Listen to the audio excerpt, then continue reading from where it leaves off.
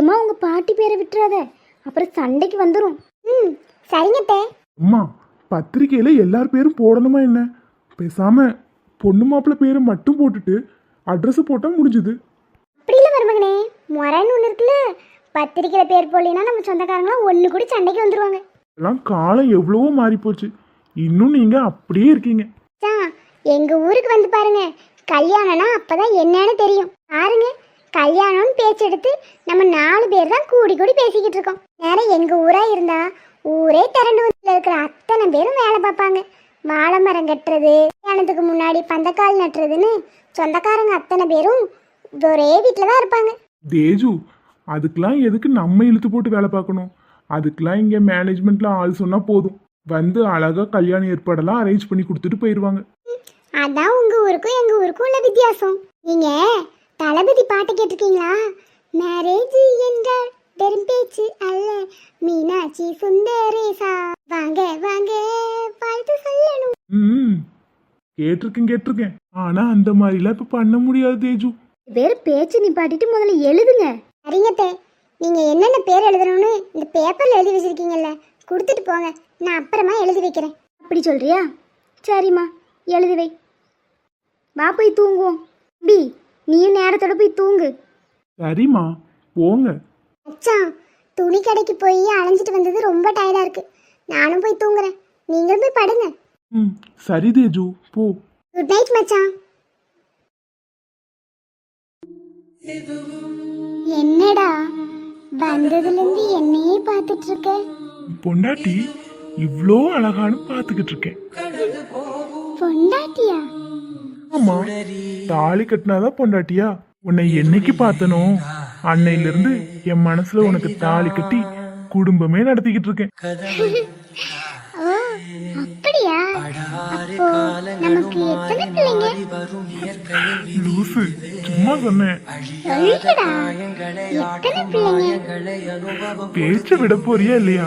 ஏய், நீதானே ஆரம்பிச்ச, சொல்லுடா. ஆரம்பிச்சிட்டு இப்படி வெக்கப்பட்டா எப்படி? சொல்லு. இந்த மாதிரி ஒரு குட்டி ஐஸ் இருந்தா போதும். எனக்கு ஒன்ன மாதிரி ஒரு குட்டி அணிஷ் இருந்தா போதும். வீடு புதுசா கத்துக்குவோம். உங்ககிட்ட ஒண்ணு கேட்கட்டா? கேளுமா. உனக்கு ஏன் என்ன பிடிச்சிருக்கு? ஆமா, ஏன் பிடிச்சிருக்கு? ஒருவேளை இந்த 2 அழகான புட்டி கண்ணாடியா இருக்குமோ? டேய், சொல்லுடா இருமா. தெரியலம்மா, உன்னை ஏன் எனக்கு பிடிச்சிச்சுன்னு தெரியல. ஆனா இந்த உலகத்துல உன்னை விட அதிகமா எனக்கு வேற யாரையும் பிடிக்காது. Love you Aneesh. Love you too Aishma. இதுவும் கடந்து போகும், இதுவும் கடந்து போகும், இதுவும் கடந்து போகும், எதுவும் கடந்து போகும். அதுவே படைக்கும், அதுவே உடைக்கும், மனந்தான் ஒரு குழந்தையே. அதுவாய் என்ன இது, சின்ன குழந்தை மாதிரி கார்ட்டூன் பார்த்துட்டு இருக்கீங்க?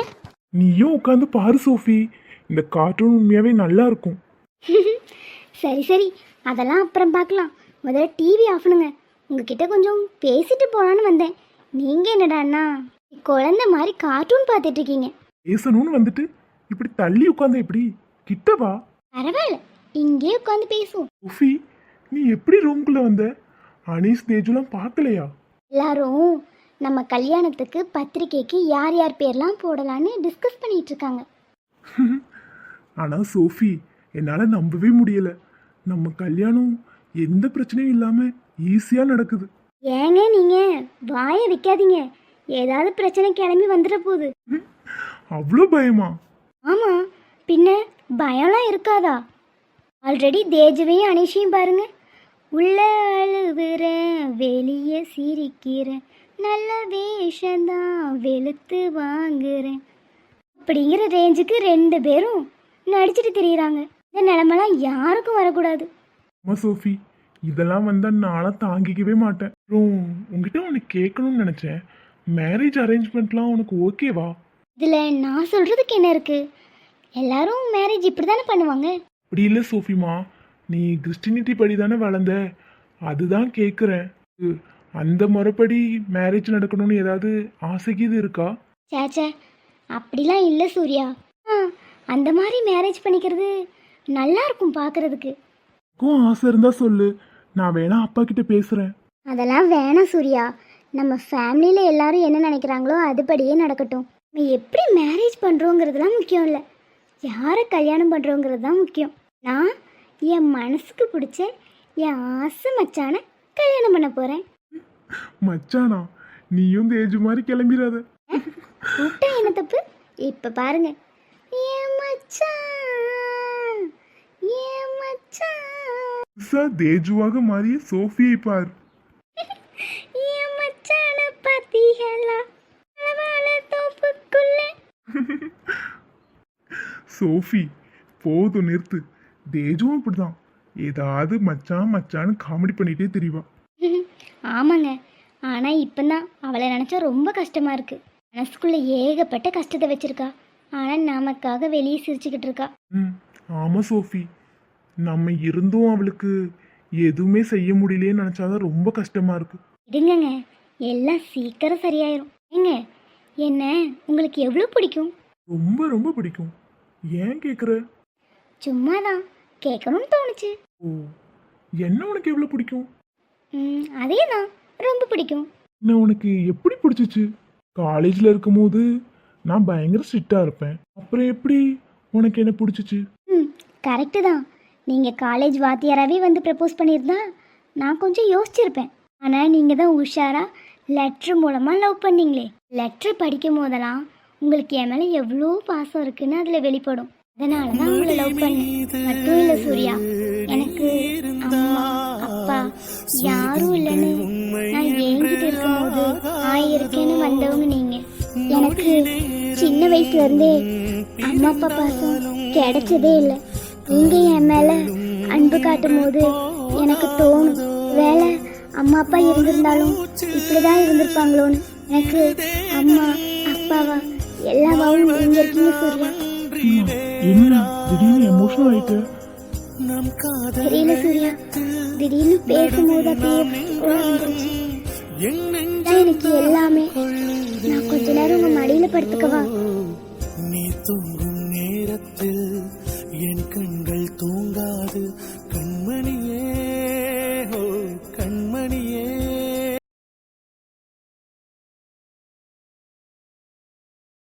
சரவணா, உங்ககிட்ட கொஞ்சம் பேசணும். சொல்லுங்க ஐசு. சரவணா, நீங்க என்ன தப்பா நினைக்காதீங்க. நான் என் அப்பாக்காக தான் இந்த கல்யாணத்துக்கு சம்மதிச்சிருக்கேன். மற்றபடி உங்களையும் தேஜுவையும் பிரித்து கஷ்டப்படுத்தணும்னு நான் நினைக்கவே இல்லை. நீங்களும் தேஜுவும் லவ் பண்ணுற விஷயம் முன்னாடியே தெரிஞ்சிருந்தா கல்யாண பேச்சு ஆரம்பிக்கும் போதே நான் அப்பா கிட்ட சொல்லியிருப்பேன். இவ்வளோ தூரம் வந்ததுக்கப்புறம் என்னால் ஒன்றும் பண்ண முடியலை. நிலைமை எனக்கு புரியுது, ஆனா ஒரு தடவையாவது உங்க அப்பா கிட்ட நீங்க சொல்லி பாருங்க. ஏற்கனவே உங்களுக்காக நிச்சயத்தை நிறுத்த போய் என் அம்மாவுக்கு அது ரொம்ப அசிங்கமா போச்சு. தடவை அதனால எங்க அம்மா ரொம்ப பிடிவாதமா இருக்காங்க.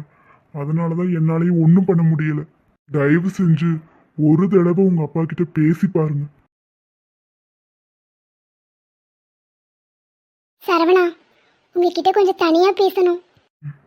வா தேஜு, உட்காரு தேஜு. சேர் போடட்டுமா? இல்ல சரவணா, அதெல்லாம் வேணாம். தேஜு, நானே உன்னை பார்த்து பேசணும்னு நினைச்சேன். நல்ல வேளை நீயே வந்துட்ட. என்ன மன்னிச்சிரு தேஜு.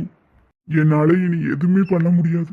இந்த கல்யாணத்தை என்னால எப்படியும் நிறுத்த முடியாதுன்னு தெரிஞ்சு போச்சு. என்னை தயவு செஞ்சு மன்னிச்சிரு தேஜு. எல்லாம் எனக்கு தெரியும் சரவணா, நானும் அதை பத்தி தான் பேசிட்டு போலான்னு வந்தேன். தேஜு, சத்தியமாடா உன்னை ஏமாத்தணும்னு நான் நினைக்கல. சூழ்நிலை அப்படி. சரவணா, நான் கொஞ்சம் பேசிக்கிறேன். கோவில்ல உங்க அம்மாவை பார்த்தேன். தான் ஒரு விஷயம் எனக்கு புரிஞ்சிச்சு. உங்க அம்மா ரொம்ப பிடிவாதமா இருக்காங்க. அவங்கள எதிர்த்துட்டு நம்ம 2 பேரும் கல்யாணம் பண்ணிக்கலாம். ஆனா என்னைக்கா இருந்தாலும் உங்களையும் உங்க அம்மாவையும் பிரிச்சுட்டோங்கிற குற்ற உணர்ச்சி எனக்கு இருந்துட்டே இருக்கும்.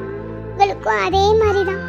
இவளுக்காக நம்ம அம்மாவை விட்டுட்டு வந்துட்டோமேங்கிற எண்ணம் இருந்துட்டே இருக்கும். உலகத்துக்கு நம்மளை கொண்டு வந்தவங்களே நம்ம அம்மா தான். அவங்கள பிரிச்ச பாவம் எனக்கு வேணாம். நீங்க உங்க அம்மா விருப்பப்படி ஐஸே கல்யாணம் பண்ணிக்கோங்க. தேஜுமா சாரிடா, உன்னை ஏமாத்திட்டேன்ல. இல்ல சரவணா, நீங்க என்னை ஏமாத்தல. யாருமே யாரையும் ஏமாத்தல. எல்லாருமே அவங்கவுங்க சூழ்நிலைக்கு ஏற்ற மாதிரி மாறிக்கிறோம், அவ்வளோதான். நீங்க இனிமே என்ன நினைச்சு கஷ்டப்படாதீங்க. இதை சொல்லிட்டு போலான் தான் வந்தேன். எனக்கு எவ்வளவோ சந்தோஷத்தை கொடுத்துருக்கீங்க. கூட இருந்த நாட்கள் அத்தனையும் அவ்வளோ இனிமையானது. இந்த ஜென்மத்துக்கு எனக்கு அது போதும் சரவணா. நான் அதையே நினச்சிட்டு இந்த வாழ்க்கை ஃபுல்லாக இருந்துருவேன். தேஜுமா ஏன் இப்படி பேசுற? ஆமாம் சரவணா, உங்களுக்கு அப்புறம் எனக்கு வேற வாழ்க்கை கிடையாது. நான் ஒன்று அதுக்காக கோலை மாதிரி என் வாழ்க்கையெல்லாம் நான் முடிச்சுக்க மாட்டேன். ஆகிற வரைக்கும் உங்கள் நினப்போடையே வாழ்ந்துட்டு செத்துருவேன். தேஜுமா என்ன மன்னிச்சிருமா. என்ன நீ எவ்வளவு நம்பின, நான் உன்னை ஏமாத்திட்டேன். சரவணா, உங்களுக்கு ஏமாத்தலாம் தெரியாது. நீங்கள் என்ன பண்ணுவீங்க? உங்கள் நிலைமை என்னால் நல்லா புரிஞ்சுக்க முடியுது. நீங்கள் இனிமேல் எதுக்கும் வருத்தப்படாமல் நீங்கள் ஐஸு கூட சந்தோஷமா இருக்கணும். வாழ்க்கையை நீங்கள் சந்தோஷமா தொடங்கணும். அதுக்காக தான் நான் பேசவே வந்தேன். இதுக்கப்புறம் உங்களுக்கும் எனக்கும் நடுவில் எதுவும் வேணாம். நான் இனி உங்களை பார்க்கவும் வரமாட்டேன். நான் போறேன், மொத்தமா போறேன், வாழ்க்கையை விட்டே போறேன். காதல் காதல் காதல் காதல் காதல் என்ன மன்னிச்சிரு தேஜு. சரவணா, மன்னிச்சிருங்க. கடைசியா ஒரு முறை. இனி நான் உங்க வாழ்க்கையில இல்ல சரவணா. என்ன மன்னிச்சிரு தேஜுமா. நீங்க ஏங்க என்கிட்ட மன்னிப்பு கேக்குறீங்க? தப்பு உங்க மேல இல்ல, எல்லாம் என் விதி. காட்டி முல்லை விற்றாய் காதலே தெய்வம் கவலை கொண்டா வெல்லும் காதலே.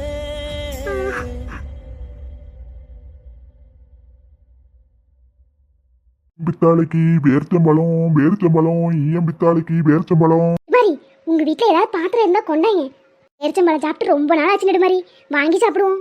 ஏன் உங்க வீட்ல பாத்திரம் கிடக்கும்ல, எடுத்துட்டு வாங்க. நெடுமாரி, நானே புழங்குறதுக்கு 5-6 பாத்திரம் தான் வச்சிருக்கேன். கோ, எங்க வீட்ல ஒண்ணுத்துக்கு ஆகாத பாத்திரம்லாம் கிடக்கு. ஆனா நான் போய் இப்போ எடுத்துட்டு வந்து போட்டேன்னு வைங்க, என் மாமியார் என்ன சொல்லும் தெரியுமா? இது ஏன் அம்மா வீட்டு சீதனம், இதையா கொண்டு போய் போட்ட? கொஞ்சமாவது அறிவு இருக்கா? அப்படி உனக்கு பேரிச்சம்பழம் சாப்பிடணும் உங்க அம்மா வீட்ல இருந்து சீதனத்தை கொண்டு வந்துட்டு போட்டுச்சா அப்படின்னு சொல்லும். எனக்கு இது தேவையா சொல்லுங்க? உன் மாமியார் இருந்தாலும் இப்படி இருக்கக்கூடாது நெடுமாரி.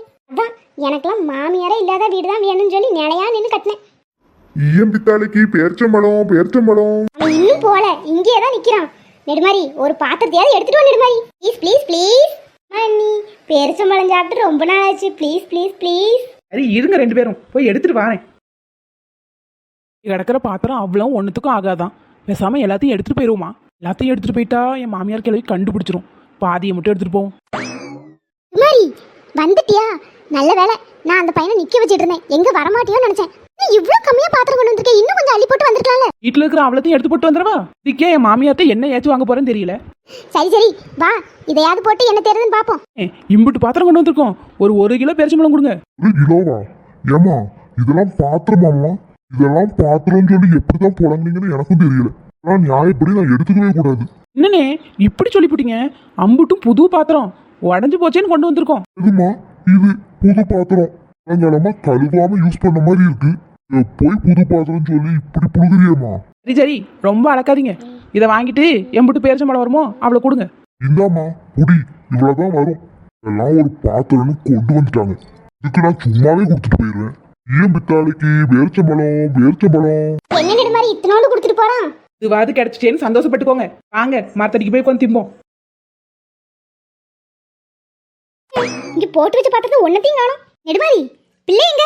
எத்தே பிள்ளை செல்வி கிட்ட இருக்கு. அதுக்கே இப்படி அலறீங்க? அவகிட்ட கொடுத்துட்டு நீ என்ன பண்ற? எத்தே பிள்ளை இவ்வளவு நேரம் என்கிட்ட தான் இருந்து இப்பதான் செல்வி வாங்கிட்டு போனா. இவ இப்பதான் வீட்டுக்குள்ள வரா. அப்ப பாத்திரத்தெல்லாம் யார் எடுத்திருப்பா? என்னத்தே பலத்த யோசனையா இருக்கு. தலதாரியில பாத்திரம் அளவும் கழுவு போட்டிருந்தேன். இப்போ ஒன்னத்தையும் காணோம். ஏய், கழுவு கிடந்த பாத்திரத்தை யார் எடுக்க போறா? நல்லா போய் தேடி பாருங்க, அங்கதான் இருக்கும். இவன் என்ன இப்படி சொல்லுதா? அப்ப இவளுக்கு எதுவும் தெரியாது போலயே. மாதிரி உண்மையை சொல்லு, நீ என்ன பண்ண பாத்திரத்தை? அந்த பாத்திரத்தை வச்சு நான் என்னங்க பண்ண போறேன்? மாதிரி உண்மையை சொல்லு, எனக்கு என்னமோ உன் மேலதான் சந்தேகமா இருக்கு. அம்மாக்கும் பிள்ளைக்கும் வேலையே இல்லை. உங்களுக்கு சந்தேகமெல்லாம் என் மேல தானே வரும். போய் அந்த பாத்திரத்தை எடுத்து நான் என்ன பண்ண போறேன்? போங்க, வேலை எதுவும் இருந்தா பாருங்க. ஏன் நெடுமாறி அத்தே, இதெல்லாம் நம்ம வீட்டு பாத்திரம் மாதிரியே இருக்கு. இது எப்படி அத்தை உங்க கையில? அதெல்லாம் பண்ணிட்டு தெரியாத மாதிரி கேள்வி கேக்குறியா? என்னம்மா ஆச்சு? சொல்லிட்டு திட்டுங்க. கேளுல கேளு. பாத்திரம் அவ்வளத்தையும் கழுவு போட்டிருந்தேன், அவ்வளத்தையும் பறக்கிட்டு போய் பச்சை வாங்கி தின்னுட்டு வந்திருக்கா உன் பொண்டாட்டி. என்ன நெடுமாறி இது? ஏங்க, சுகதியக்காவும் செல்வியும் சேர்ந்தாங்க பண்ணாங்க. இவங்க தான் பேரிச்சம்பழம் வேணும்னு கேட்டாங்க. இதுக்கு காசு கொடுத்து வாங்க வேண்டியதானே? ஏனே பேரிச்சம்பழம் வாங்கிட்டீங்கன்னா உன் அப்பா வீட்டு சீதன் எடுத்து கொடு. ஏன் அப்பா வீட்டு சீதன் எடுத்து கொடுத்துட்டு இருக்க? சீதனமா? எத்தே, அந்த 5-6 கருகி போன பாத்திரம் சீதனமா?